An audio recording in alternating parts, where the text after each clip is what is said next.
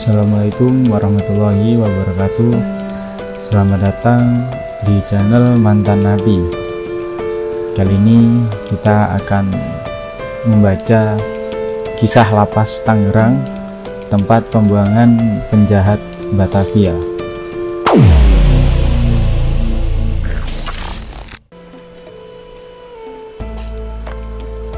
Tangerang yang dijuluki kota benteng sejak lama dikenal memiliki banyak bangunan penjara. 3 diantaranya sudah menjadi cagar budaya. Orang tua zaman dahulu sering menakut-nakuti anaknya yang bandel dengan kata-kata, "Awas, kalau kamu nakal nanti dikirim ke Tangerang." Tentu saja nyali anak-anak akan mengkerut ketika disebut nama daerah yang dulu dijuluki kota benteng tersebut. Sejak lama Tangerang, Banten dikenal memiliki banyak lembaga permasyarakatan atau lapas dibandingkan dengan wilayah lainnya di Indonesia. Di kota Tangerang saat ini berdiri 5 lapas, yaitu Lapas Anak Pria, Lapas Anak Wanita, Lapas Pemuda kelas 2A, Lapas kelas 1 Kota Tangerang, dan Lapas Khusus Wanita. Semua lapas ini berlokasi tak begitu jauh dari pusat kota. Dari 5 lapas, 3 diantaranya merupakan sisa peninggalan kolonial Belanda, seperti Lapas Anak Pria, Lapas Anak Wanita, dan Lapas Pemuda. Ketiganya menjadi cagar budaya di kota Tangerang. Menurut sejarahnya, pada abad ke-19 sampai 20, pemerintah kolonial Hindia Belanda gencar membangun teknologi dan infrastruktur di wilayah pinggiran Batavia, yaitu Tangerang. Pembangunan itu dilakukan karena untuk menyangga kebutuhan pemerintahan pusat di Batavia. Kebijakan pembangunan paling mencolok adalah membuat instalasi penjara yang dilakukan sejak awal abad ke-20. Semua fasilitas penjara yang didirikan di pinggiran Jakarta untuk menjadi tempat buangan narapidana dan pelaku kriminal dari Batavia. Itu kata Mus'ab Adu As-Syahid dalam tulisannya yang berjudul Membangun Pinggiran, Menyangga Ibu Kota, Arsitektur dan Infrastruktur Kota Tangerang di Masa Kolonial Abad 18-20 di buku Masyarakat Menulis Sejarah Indonesia dalam Pantulan Lokal dan Sosial pada tahun 2021. Mus'ab menyebutkan sistem penjara di Hindia Belanda awalnya dibangun tahun 1872 sampai 1905 sebagai hunian pekerja paksa yang menjalani hukuman.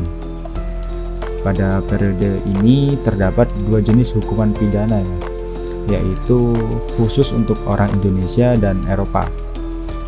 Hukum pidana bagi orang pribumi adalah pidana kerja, denda, dan hukuman mati. Sesuai Wetboek van Strafrecht voor Nederland Indi atau Kitab Undang-Undang Hukum Pidana pada tahun 1872. Sedangkan hukuman pidana bagi orang Eropa adalah hukuman penjara atau kurungan sesuai KUHP tahun 1866. Bedanya bila orang Eropa akan dihukum di dalam tembok yang tak terlihat dari luar, maka orang pribumi ditempatkan di tempat yang terlihat oleh umum. Namun aturan itu direformasi oleh Kepala Urusan Kepenjaraan Hindia Belanda Hitchmans pada tahun 1921. Ia membuat sistem pemisahan penempatan terpidana khusus dewasa, pria, wanita, serta anak pria dan anak wanita. Sejak itulah pemerintahan Hindia Belanda gencar membangun instalasi penjara baru, termasuk membangun penjara remaja atau Jeugdgevangenis di Tanah Tinggi, Tangerang pada tahun 1924. Penjara ini selesai dibangun pada tahun 1927. Penjara ini punya luas sekitar 10.312 meter persegi di atas tanah seluas 26.610 meter persegi.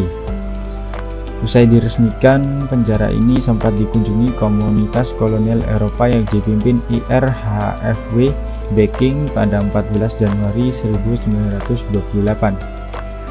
Baking menjelaskan sejarah singkat asal-usul sistem penjara di berbagai negara, bagaimana mereka memperlakukan narapidana remaja dan anak terlantar, serta metode kedisiplinan.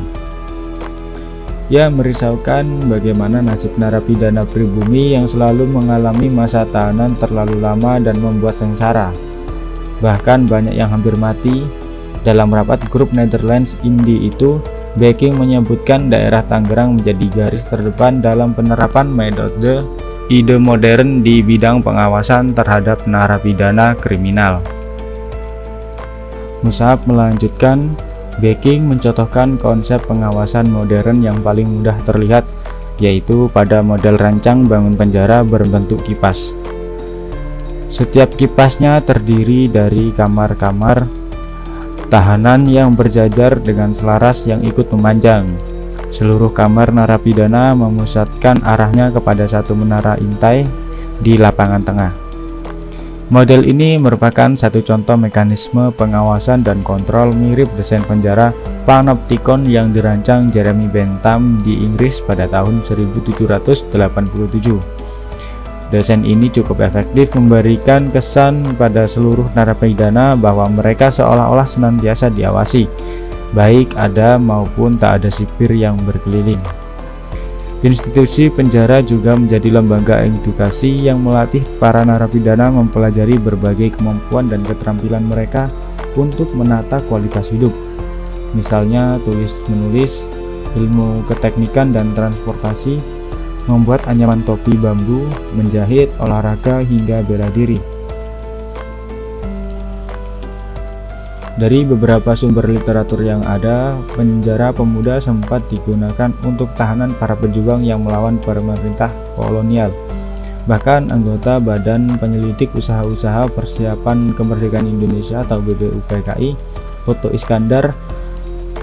Iskandar Dinata sempat disembunyikan pasukan Laskar Hitam pimpinan Haji Ahmad Khairun dan Muhammad Mujtaba di penjara itu, sebelum dikabarkan dibunuh di Mauk, Tangerang. Pada era 1965-an, penjara ini juga menjadi tempat penampungan sementara tahanan politik yang terlibat gerakan 30 September atau G30S. Hampir ribuan tahanan politik hidup beberapa hari, minggu, bulan, dan tahun di penjara itu sebelum dibuang ke Pulau Buru. Selain lapas pemuda, dua lapas lainnya yang menjadi aset cagar budaya Kota Tangerang yaitu lapas anak pria dan lapas anak wanita. Kedua lapas ini memang tak begitu jauh jaraknya, yaitu Jalan Raya Daan Mogot. Lapas anak pria masuk wilayah Kelurahan Sukaasih, Kecamatan Tangerang, tak jauh dari Masjid Al-Azom dan Taman Makam Pahlawan Taruna. Sedangkan lapas anak wanita masuk wilayah Kelurahan Tanah Tinggi. Lapas ini awalnya dibangun pada tahun 1925 untuk menampung 220 anak. Nah, sejak tahun 1934, pengolahannya dipegang oleh Yayasan Pro Juventud untuk mengasingkan anak keturunan Belanda yang berbuat nakal. Dan di era penjajahan Jepang, tempat itu dijadikan pusat pendidikan pemuda atau Seinen-dojo pada tahun 1942. Setelah kemerdekaan RI pada tahun 1945, menjadi markas Resimen 4 Tangerang, dan tahun 1950-an tempat ini menjadi rumah pendidikan negara jawatan kepenjaraan. Baru tahun 1964 menjadi lapas anak pria. Sementara lapas anak wanita malah sempat menjadi markas Akademi Militer Tangerang sejak November 1945. Di tempat ini digunakan untuk melatih kader bagi Tentara Keamanan Rakyat atau TKR sebelum menjadi TNI. Sebelumnya sempat menjadi Akademi Militer RI pertama, dan saat itu Akademi Militer itu dipimpin oleh Mayor TNI Daan Mogot.